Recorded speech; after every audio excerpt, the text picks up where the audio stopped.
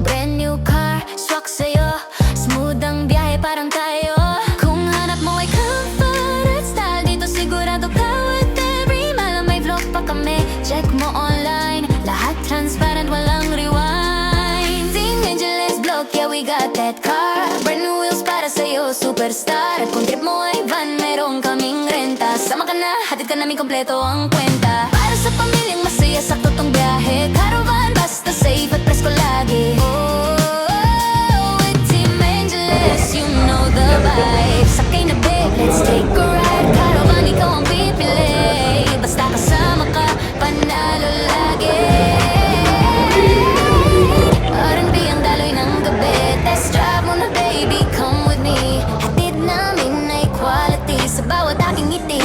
Guarantee. Kung hanap mo that style, dito sigurado ka worth every mile. May vlog pa kami, check mo online. Lahat transparent, walang rewind. Team Angeles Vlog, yeah we got that car. Brand new wheels para sa'yo, superstar. Kung trip mo ay van, meron kaming renta. Sama ka na, hatid ka.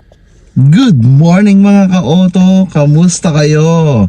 So may pag-uusapan tayo ngayong araw. Malamang na-review ko na to. Uulitin lang natin. I-refresh lang natin sa mga bago sa ating channel.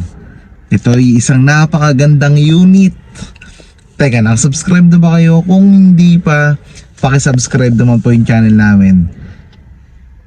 Bibigyan ko kayo ng 5 seconds para mag-subscribe. Ito na ang 5 seconds nyo. 1, 2, 3, 4, 5. Pakisubscribe naman po yung channel namin. Pakiclick na rin po yung bell button para updated kayo sa mga bagong videos na meron ang channel namin. Simulan natin yung video na yan after ng intro na to. So mga ka-auto, may nakita ako magandang unit dito. Ayan, hulaan nyo ako. Pero ang unit na to ay Toyota Hilux Conquest. Na-review na natin to before, so i-review ulit natin kasi baka may mga changes, mga simulan natin yung video na yan. Let's go. So simulan natin sa gulong mga ka-auto. Ang sukat ng gulong nito ay 265/60 R18. Ito yung design ng mugs niya, 6 holes, then Bridgestone dual year ang ginamit na gulong. Yan.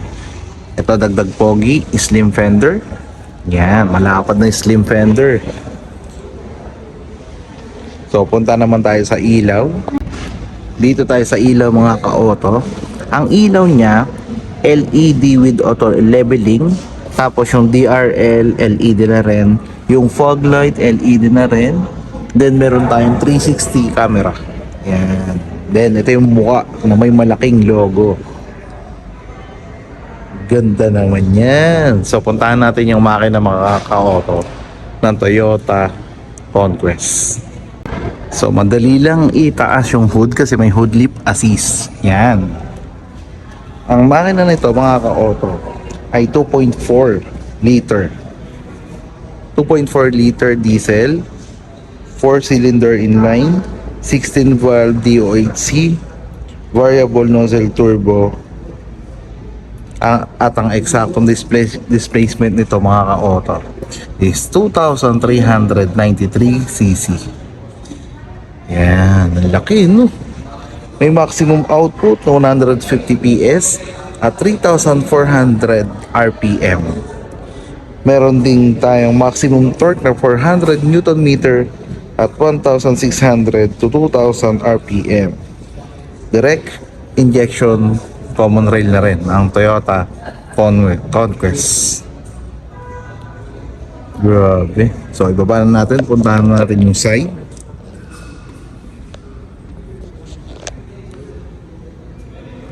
Yeah.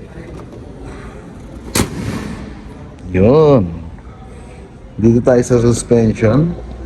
Ang suspension nito mga ka-auto ay double wishbone. Yung disc na ginamit, ventilated disc. Yan, sa harap ha. Yung sa likod ay rigid axle, lip spring. Then yung sa likod ng disc nito ay disc brake lang. So tignan naman natin yung loob mga ka-auto.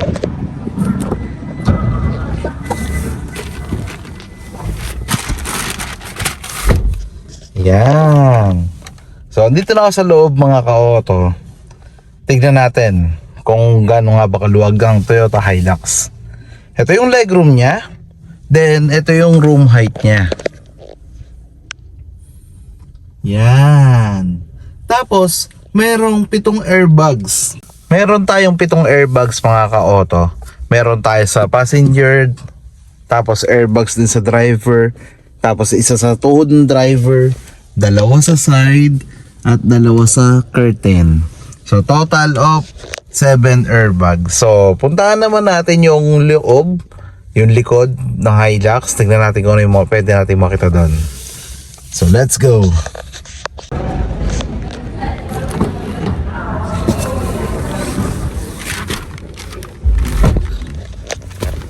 So dito na tayo mga ka-auto sa likod ng Hilux sa rear passenger. Ito yung legroom. Then ito naman yung room height. Yan, convenient pa rin, no? May headrest yan mga ka-auto. Lahat ng upuan ng Hilux Conquest ay may headrest na po. Tapos ang material na ginamit dito ay leather. Meron ditong hook na 4 kilos maximum. Pwede mo ilagay dito yung mga bag mo, mga pinamili mo. Then dito, meron tayong armrest dito. Yan, kung dalawa lang kayo nakaupo, pwede mong gamitin tong armrest. Tapos may lagayan to ng water bottle.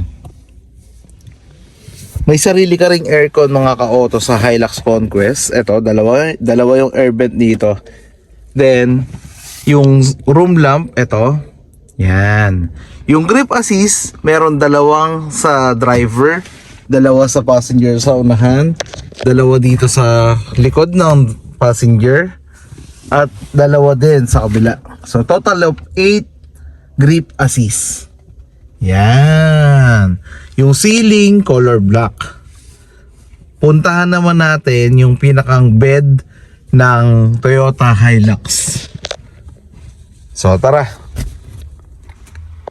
So ito yung roof rail mga ka-auto. Yan. Tapos yung antena, yan, all type antena. Yun, may mudguard na rin dito sa likod. Tapos may slim fender na dagdag pogi dito sa gulong, sa may gulong. Yan. Tapos ito yung badge na B. Merong 4 na sensor sa isang backup camera. Yun. Tignan natin yung bed. Madali lang ibaba yung bed kasi merong tailgate assist na. So yan yung madali lang pala makapunta sa bed kasi nga may tailgate assist. Hindi yung Hilux kasi, yung regular Hilux walang tailgate assist, so mabigat siya. So ito yung pinakang bed ng Hilux. Yan, bed liner. May logo na Toyota. Tapos ito yung mga hook kung saan mo isasabit yung mga tali. Yan. Tapos may rear bumper. Yan. So 4 na gulong, may mudguard. Puntahan naman natin mga ka-auto, ano nga bang size ng isang Toyota Hilux Conquest. Paano ba natin to ipapark? So ang overall length nito mga ka-auto is 5,325mm. Yung overall width niya is 1,900mm. Yung overall height niya is 1,845mm. So ganun yung dimension niya. Puntahan naman natin yung paborito ng lahat, yung driver side. Smart entry na rin pala ang Toyota Hilux Conquest. Ilagay mo na yung thumb mo dito, then kapag nasa bulsa mo, nasa pantalon mo yung susi or nasa bulsa mo, mag-open agad siya. Yan. Tayo sa driver side, pagpasok mo pa lang, makikita mo yung buttons na to para sa foldable side mirror. Kung gusto mong i-adjust yung side mirror mo, para sa tamang driving mo, yan. Yan yung buttons na yan. Yan. Ito yung pagsara, ito yung pagbukas, ito yung pagsara. Then ito naman yung joystick na to para magalaw mo yung side mirror mo. Kung sakaling gusto mong, halimbawa, ayan, sa left, kung gusto mong galawin to, gagalawin mo lang to. O ganito. up, down, up, left, right. Yun, so gagalaw na siya. Then ito naman yung lock para sa mga bintana natin, lock para sa mga pinto natin. Yan. Pag-adjust ng manibela, mga ka-auto, tilt up and down, tapos telescopic siya. Tilt up and down, ulit. Tilt up and down, tapos telescopic. Ganon i-adjust sa manibela ng Hilux Conquest natin. Yung mga buttons naman na nandito sa kaliwa ay para sa infotainment like volume, mga mode, AM, FM, Bluetooth. Yan, pwede ka rin sumagot ng call at pwede ka rin mag-drop ng call dito. Ito namang nasa kanan na buttons, mga ka-auto, para sa instrument cluster. Para dito yan. Yan. May info dyan, lahat ng info ng sasakyan mo ay makikita mo na dyan. So, walang paddle shift ang Toyota Hilux Conquest, pero meron siyang cruise control. Ito. Yan. Punta naman tayo dito. Adjust ng oras dito, hazard. Tapos, meron tayong 9-inch audio dito na may FM, FM, Bluetooth radio.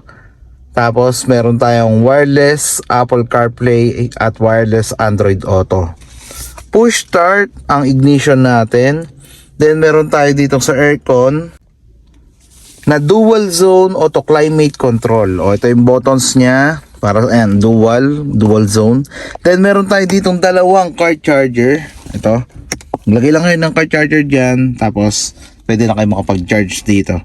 Then traction control ito. Yan. Then dalawang water bottle, lagay ng water bottle. Mode like eco mode and power mode. Yan. Then ito yung shift gear natin, park, reverse, neutral, sport, drive. Yan. S plus at S minus. Regular handbrake ito. Center console na malaki. Then glove box, lagayan ng mga dokumento natin. Ito storage din to para lagayan ng tubig natin, pero hindi siya magyeyelo. May-maintain niya lang yung binili yung lamig na binili natin, like water bottle. May-maintain niya lang yung lamig ng water bottle. Sa sun visor, sa passenger merong vanity mirror, ito. Tapos sa driver meron din. Ay, walang vanity mirror sa driver side. Lagayan ng shades, yan, ilaw, yan. Tapos yung rear view, naka-auto beam siya. Naka-auto dim ang rear view mirror natin. So mga ka-auto, no-discuss na natin yung engine, yung ilaw, yung tire, yung seating capacity nito, 5-seater. Tapos yung dimension, na-discuss na rin natin yung infotainment, manibela, airbags, yan. Punta naman tayo sa presyo. Ang presyo nito is 1,960,000 pesos po. Then punta tayo sa safety. Ang safety nito, meron na tong pre-collision, anti-lock braking system, vehicle stability control, lane departure, 360 camera, airbag, 7 airbags. Ayun. So yun mga ka-auto, kung kailangan nyo ng sasakyan ng pick-up, kung di nyo na kailangan mahintay yung pick-up na papadating, pero by next year pa siguro or this year, wala pang date kung kailan dadating yun, mag-conquest na lang muna kayo, di ba? Ang Hilux Conquest or ang Hilux ang pinakamalakas na pickup truck dito sa Pinas. Kalaban niya syempre mga Raptor, mga Ranger, mga